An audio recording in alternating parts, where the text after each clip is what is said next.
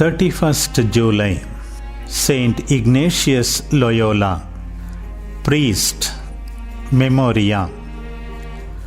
Born in the year 1491 at Loyola in northern Spain, his early life was led at court and in the army, and later he was converted to a life of holiness.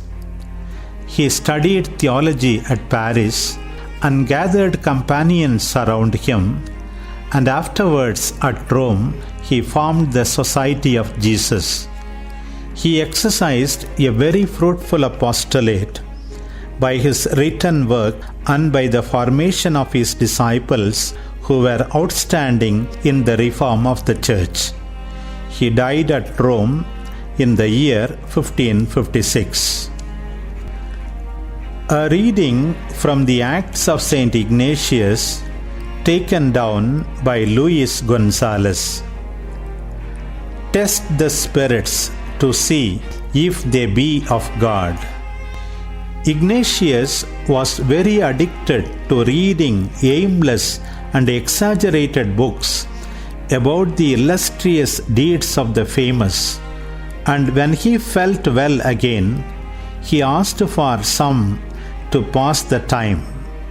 But there were no books of that type in the house, and he was given a book called The Life of Christ and another, The Flower of the Saints, both in his native language. By reading these regularly, he developed a certain sympathy with what was written in them. Sometimes he took his mind off them and turned his thoughts to the type of story he used to read earlier on.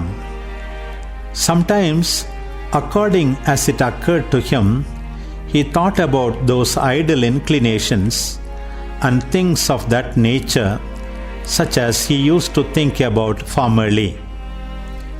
But divine mercy was at hand, and in place of these thoughts, it used to substitute others from what he had recently read.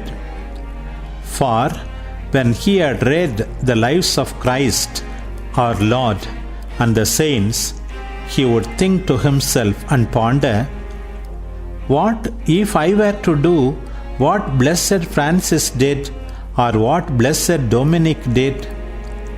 And he used to meditate a good deal in this manner. This way of thinking lasted for some time, but then other things intervened, and he resumed his idle and worldly thoughts, and these persisted for a long time.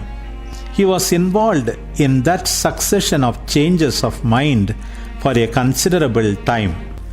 But there was a difference in his two types of subject for thought. When he was intent on his worldly interests, he got great pleasure at the time, but whenever he wearied of them and gave them up, he felt dejected and empty.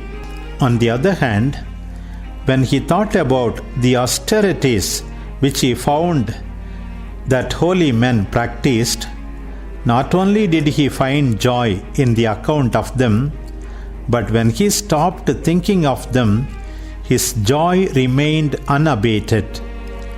However, he never noticed the difference or thought about it until one day it dawned on him and he began to wonder at it. He understood from experience that the one subject of thought left him dejection, while the other left him joy. This was the first conclusion which he reached concerning things of a supernatural nature.